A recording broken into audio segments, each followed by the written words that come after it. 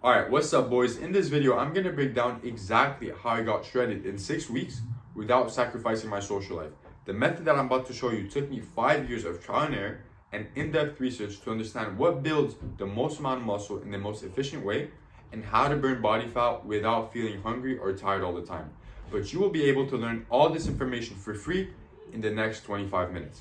Alright, here's the full guide on how I lost 10.4 pounds in 6 weeks while gaining muscle and strength. I just want to give a quick backstory of what was happening here before we get into how to do it.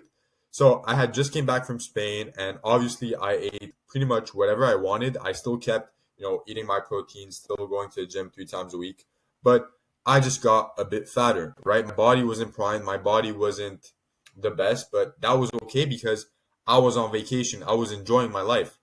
But once I come back, I was ready to put in the work, but my body started putting on fat because my metabolism wasn't good. My insulin sensitivity wasn't great because I had been eating a diet that wasn't really good. So I had to make sure that this didn't happen, right? Because if I started to eat, I would get fatter and fatter and fatter until I got here. And I never, ever want to get back to this. Because in this period of my life, I thought that bulking was what built muscle. But not only was that not the case, but it was fucking up my energy because I was eating so much food. My body wasn't healthy. I had zero energy. I didn't have confidence. I didn't even look good. So I was putting all this effort to look like a blob. And so I never want to get back to this. So what I do? Well, I took a 6 week cut, and here's how I'm looking now. Shredded, the obliques coming out. There's even the lat vein. This is fasted morning, just woke up, and this is the same. So look at how shredded I am in just 6 weeks. And here's what I want you to understand, right? What I did was based on this context. So I'm a part-time intern, so I'm a personal trainer for people with disabilities. I'm a part-time bartender, so Friday, Saturday, I'm working 7-hour shifts. And then I'm a full-time student. I want to get good grades. So I have to make sure that if I want to make this transformation, it's not affecting these areas, right? Because these are my priorities right now. So I had to make sure that the plan was not only sustainable, but it also had to give me insane amount of results because, as I said, I want to look like a superhero. So here's what I did. Now I focused on the 4 pillars of the superhero physique. And although there's 4, I believe that there's one that is the most important. And once you master it down, you master this pillar, everything is just going to trickle down. Everything is just going to become easier and easier and easier because you worked on your mindset. Now I'm going to keep it short because basically my whole channel is going to be half mindset, half, information on like getting jacked and all that. So I just want to keep it short, but basically if you can understand these 3 rules and apply it to your everyday life, to every action that you're doing, well, there is no reason for you to stay stuck. There's no reason for you not to succeed. And I'm gonna explain the 3 rules right now. Number 1 is make your past proud. You have to make sure that you are making that past version of yourself, the version that was unhappy with this situation, the person that was crying because he didn't like what he was living, what he was currently experiencing, and he said that, I want to get out of this situation no matter what it takes, right? You want to make that person proud. You want to make sure that what you are doing in the present is to make your past proud. To like make sure that you are never feeling the same way that your past did. Then you want to ignore the present, right?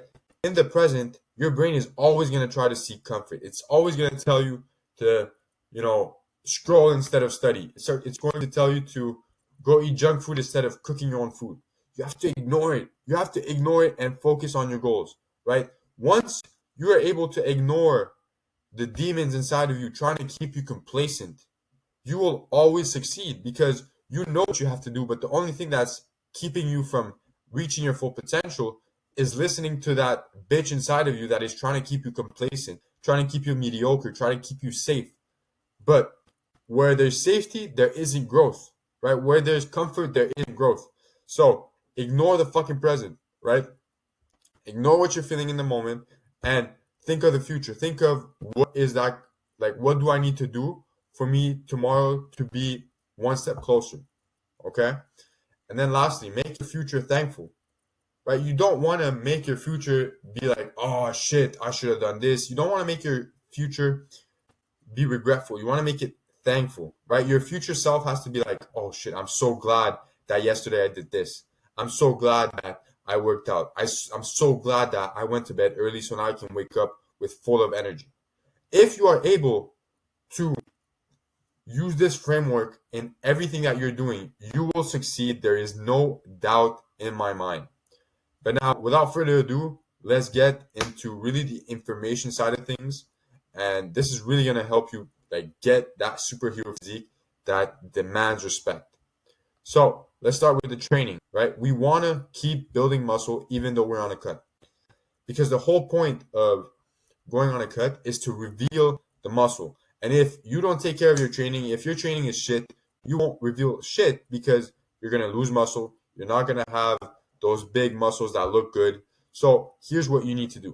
Number one, you have to keep the same training from before the cut. When you are going on a cut, the number one thing you have to make sure is that your performance in the gym isn't going down. Right? Because that way you can ensure that you still kept the same amount of muscle or you even grew muscle, right? If you will have the same exercises and then on a cut you add 5 pounds, that probably means that you built muscle even though you're on a cut. Because most people think that going on a cut means like losing muscle, but that's not the case. Well, I'm gonna explain it later, but so back to the training. So you have to make sure that you're either the same or you're still increasing. And if you're doing it right, you should be increasing. Okay? And you want to focus on a 4-day split. As I said, I don't have that much time and I don't want to be in the gym every single day because that's going to take away from my studying. That's going to take away from my work, from my internship. And I don't want to be stressing because, oh shit, I don't have the time. I don't have the time. So a 4-day split is perfect. You want to have 2 times frequency per muscle. And how we do that is a simple upper lower split. So this is really if your physique, you want to balance out your physique mostly between the upper and lower body. And this is what I'm currently doing.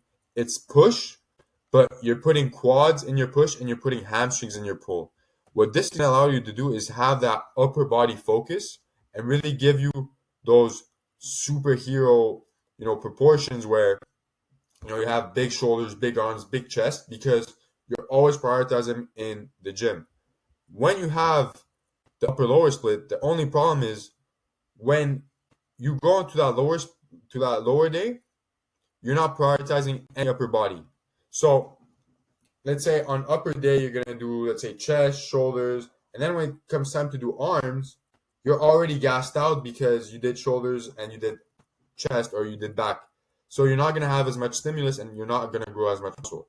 But if you set it up this way, push pull, you can divide the task load so that your upper body muscles are more fresh when you start your workouts. So you're going to have more stimulus and have more growth in these areas. Now, this again really depends on what you're trying to accomplish. Both of these are great, but I'm really trying to get my upper body insane. So this is currently the workout that I've been following for the past maybe 3 months. Then you want to have 3 to 5 sets per muscle per session, right? So if you're doing a 4-day split, I would usually put muscles that I really want to increase in size or I really want to make them look better. I would go 5. And if those that I don't really care, for example, legs, I'll do 3, right?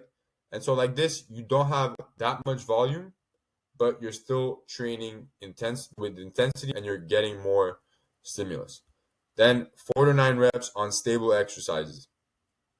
Oh, shit, sorry. So 4 to 9 reps is all you need. When you go above 12, 15, 20, all you're doing is increasing the chance of other factors like affecting your stimulus, right? So when you're doing 12 reps, what's going to happen is you're going to start adding factors like cardio, like stability, and that's all going to take your take some ability away from you to get to true failure, to true muscular failure, because you don't know if it's because your muscles like finally can't move the weight and they're like they've been stimulated, or is it because you have cardio and that increases your rate of exertion or your rate of perceived effort, and then that just means that you failed because of the cardio and not necessarily because of the muscle. And again, this is also going to cause less fatigue for the same stimulus. So you want to really keep it between the 4 to 9 rep range, and you want to keep it on stable exercises. When your brain has to think of staying stable during an exercise, that's when you fuck up because you're taking away some, stimulus from the muscle because it's activating other muscles to try to stabilize. So, for example, if I do a shoulder press standing up, because I have to engage my core, because I have to engage my lower back, my glutes to stay focused, then I can't press as much weight as if I was sitting down. So keep it stable exercises. And then close or to failure, that's how we stimulate growth. If you're more new in the gym, I want you to go to failure because you haven't developed that ability to recruit those higher motor units compared to the people that are more trained. They could just stop right before failure. So if I do one rep and I know that I won't be able to complete another one, I can stop there. But if you're really a beginner, just go to failure, right? It's not gonna matter. I don't think you're pushing enough weight for it to be detrimental or cause any more fatigue than you get my point. Anyways, the second is nutrition. Nutrition is so important, not only for building muscle, but also for sustaining all these areas of your life. You want to have energy, you want to have focus. And if you're always eating bullshit foods, you're not going to be able to study in class because you're going to have brain fog. You're not going to be able to work at your job because you just feel like shit. So we really want to make sure that we are eating a 95-5 diet. This is the A plus diet that's going to give you an A plus physique and an A plus energy. So let me go through this superhero diet real quick. So this is pretty much everything that you could ever ask for or everything that you could ever need. There's probably other things like octopus or whatever, but just make sure that it's single ingredients and that it was here 500 years ago. Pop Tarts weren't here 500 years ago. Doritos weren't here 500 years ago. Fucking Crunch bars weren't here 500 years ago. So make sure that you are following this diet. So let's just go over it quickly. So beef, chicken, eggs, turkey, fish, pork, and 0% fat Greek yogurt. Then white rice, sourdough bread, potatoes, sweet potatoes, honey, maple syrup, mixed veggies. And the fats, I don't want you to go over on these too much. Like I would keep it to avocado and maybe some oil, maybe some cheese, but don't go over because a lot of these are already gonna have fat, and as I'm gonna mention, we want to prioritize carbs. So if you're taking a lot of those calories from your fats, then you're removing some amount of carbs that could be used to fuel your training and build more muscle. Now, here's where it gets really interesting. How to burn body fat. Now, everybody knows that you need a calorie deficit. But how do you get into a calorie deficit? Number one, you find your maintenance. Okay, you go into a calorie calculator, you check, okay, you put all your information, your weight, your height, your daily activity, and then it's gonna give you a number. So for me, it was 2,800. Then you want to eat for a week at 2,800 and see what happens with your weight. If it goes up, that means you are above your maintenance, and then you're just going to drop it by 200 calories. So now you'll be at 2,600. Then you do the same for the next week. If it doesn't change, congratulations, you're on your maintenance. Then what you're going to do is start doing a 500 calorie deficit if you want to lose 1 pound a week, 750 calorie deficit if you want to lose 1.5 pounds a week, and then 1,000 calorie deficit if you want to lose 2 pounds a week. I would never usually go to 1,000, even 750, because we are still trying to build muscle in this phase. Like if you're really fat, then go to that 1,000 calorie deficit. But I would always keep it at 500 to 750 because it's a lot easier to stay full than if you're in 1,000 calorie deficit. And usually I go to 500 and I just supplement it with like fucking steps. I'm stepping all day, every day, 10,000 steps, and I'm gonna talk about it in like just a few minutes. So this is what is ultimately gonna help you lose weight. But then there's something that it took me a while, or not a while, but to find was carb cycling. Carb cycling is the ultimate cheat code when it comes to cutting and building muscle. So what you're gonna do is once you found your maintenance, you saw that your weight doesn't change for a week, you're gonna multiply your maintenance by 7. That's gonna give you your weekly calories. And what you're gonna do is you're gonna split them so that you have more calories on your training days so they can fuel your performance in the gym. And then most of your carbs are going to go pre and post workout. You want them to be pre-workout because once they're pre-workout, they can be used as fuel in the gym, so they're not stored as fat. And then post-workout, because your muscles have worked out, they do, like, I'm just gonna take off all the science from it and just make it really easy to understand. Is that it's like these portals are open, right? Your muscle has been depleted of all its nutrients, so all it wants to do is store, store, store, store. And so this becomes like when your body is the most insulin sensitive, when it's going to just absorb the most amount of food. So this is really one where you want to, prioritize your carbs. And then on rest days, because you're not training, because you don't need that fuel, you're just going to focus on lower calories. You're going to eat more fat and fiber, which is going to help you stay fuller, even though you're eating low calories.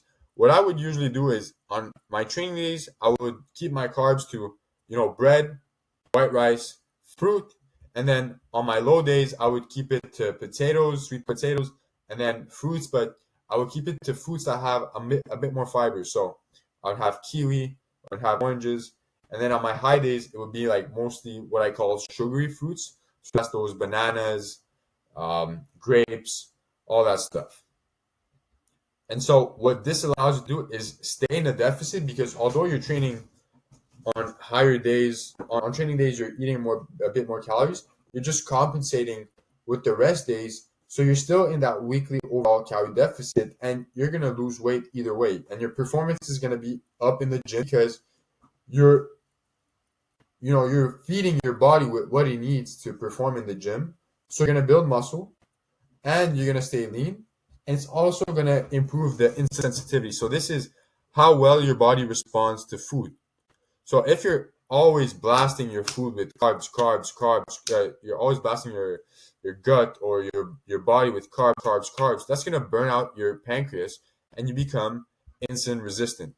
So by giving your body a break on those rest days, those 3 rest days, all you're doing is just improving the insulin sensitivity, right? Your body, like, let's say after your rest day, it's like, okay, shit, like I've been deprived of carbs and all that, and as soon as it gets it, it stores it in the muscle. It stores it in the muscle. It stores it in the muscle.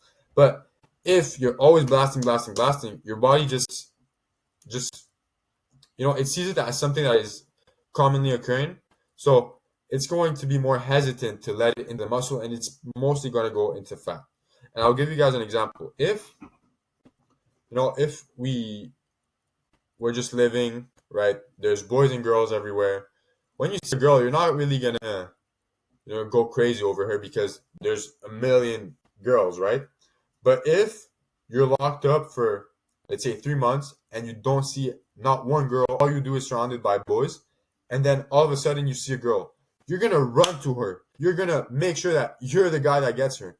So it's the same thing with your body, right? It's the same thing with your body. If you're always blasting like insulin to bring those carbs in, well, those receptors on your muscles are just gonna say like, all right, like we don't need that much, get the fuck out. And so that's gonna go to fat, and that's not something that we want. And so ultimately, you're gonna be able to get the super hero physique. Whew! Look at the veins on this guy, abs, big arms because your performance in the gym is still up. Like You also see the veins, striations, like even, well, anyways, lastly, we'll talk about the cheat meals when it comes to dieting. Now, I have 3 rules of the cheat meals, and these are really going to allow you to keep your social life, to have ultimate freedom, and have people envy you. People will envy you because you're getting this great physique, but you're still eating out with them. You're still, enjoying social events, but you're still losing weight. You're still having, you know, this great physique, but you're eating whatever you want as long as it meets these 3 criteria. So, one, you have to be eating clean food 95% of the time. Not like, number one, you have to be eating 95% of the time clean, whole foods, right? There's no negotiating this. If you want to have an A plus physique, you need to have an A plus diet. But here's where it gets really interesting. So, number two, you never eat junk food alone. Why are you going to eat, let's say, a burger when you're all alone, when you could go home, cook yourself some food, and just be on diet, right? Why would you spend useless calories on a Thursday night because you didn't want to cook? That's bullshit. Okay, stop doing that. And then lastly, you want to make sure that the occasion is worth it, right? Just eating out at school is not worth it. Just coming back from work and seeing a pizza because your family like bought pizza isn't worth it. But if it's a date with your girlfriend, then it's worth it. If it's a birthday party, eat the fucking cake because it's worth it. You don't want to be the guy that's like, oh, but I'm on a diet. I don't want to eat the cake. Don't be like that. You're going to be a reject. You're going to be a weirdo. But if you make sure that every single day you're eating 95% of the time clean whole foods, you're never eating junk food alone, and then when those birthday parties occur, you eat the cake because it's a fucking birthday party, then you're going to have the greatest physique and you're also going to have ultimate freedom. And this is all by just being intentional with the food that you're eating. And once you have these 3 out of 3 rules, that what you're going to do, what you're going to eat matches these 3 out of 3 rules, then you can have your cheat meal, right? This is a date with my girlfriend. We ate burger, we ate salad, we had mac and cheese, and we even had a dessert. Why? Because I'm eating 95% of the time clean. I'm never eating junk food alone, and I'm making sure that the occasion is worth it. Right? When my friends invite me, tell me, yo, let's go to Subway for school. Why? I'm just gonna bring my own food. It's gonna do the same thing. But yesterday, it was my friend's birthday. We went to Bustan, which is like a shish taouk place, and I fucking ate 2 pitas with, rice, everything. Like I don't want to be the guy that's never eating out. I want to be the guy that has a great physique and can still have a social life because he's putting in so much work on a day-to-day basis when he's alone that this isn't even going to make a dent in the physique, right? This has been 6 weeks and I probably got like 6 or 7 6 or 7 cheat meals, right? And look at the physique, like it's not about just cutting off everything completely. It's about being better 95% of the time, eating clean food 95% of the time. Now let's go on to the last pillar of this superhero physique. And it's the habits. You do not rise to the level of your goals, you fall to the level of your systems. Every successful person has systems. You can't just be drifting around, not knowing what to do, doing what comes to mind. You have to have systems. You have to make sure that every single day you're doing what is required of you and that you have systems that allow you to help you with that. So for me, I have pretty much 4 systems that really allow me to make sure that I'm in line with the person that I want to become. Number 1 is the 5-4-5 method. Then I have Sunday planning. I have 7+ hours of sleep, and then 8,000 steps. Now, the 5-4-5 method, this is something that I took from John Mark, and it's basically you write down the 5 goals that you have. What are you going to do to achieve those goals? So I will make 15 stories daily. I will post 3 reels a day. Okay. I will post 2 YouTube videos a week. Now, these goals are input goals instead of outcome goals, because I could write about I will get 10,000 followers on Instagram, but that doesn't mean anything. I want to have like what I need to do to get those 10,000 followers on Instagram.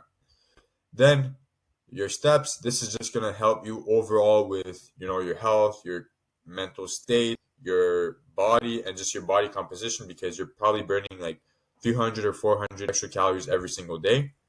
And then Sunday planning. Sunday planning, I just take 20 minutes on Sunday and I plan my whole week out.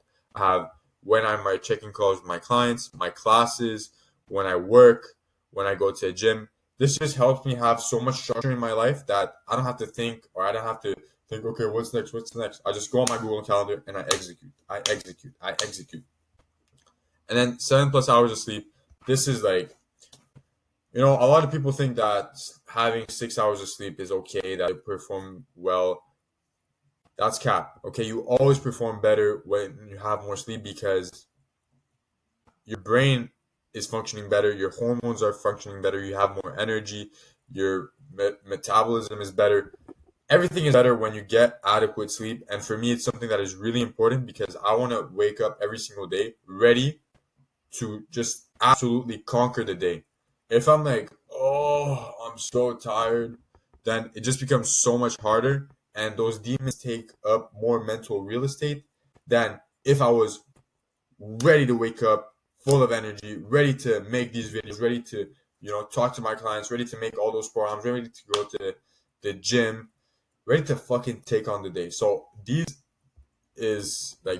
habits are really what helped me, get the superhero physique and also structure my life around everything that I had to do. So this was pretty much what helped me lose that weight in 6 weeks. And if you extrapolate this over a long period of time, because 6 weeks is nothing, it's legit nothing, literally nothing. It's a month and a half, right? What would happen if you would do this for 2 years, for 3 years? Like, honestly, tell me in the comments if anything about this was extremely hard that you couldn't do it. I don't believe so. And so I'm gonna ask you guys to follow me on IG, or just follow me on IG if you want to talk to me, ask me some questions. I'm more active there. There's more interaction. I post on my stories, 15 stories every single day, talking about my life, talking about mindset. And so this was the video. Thanks for watching, and I'll see you guys next time.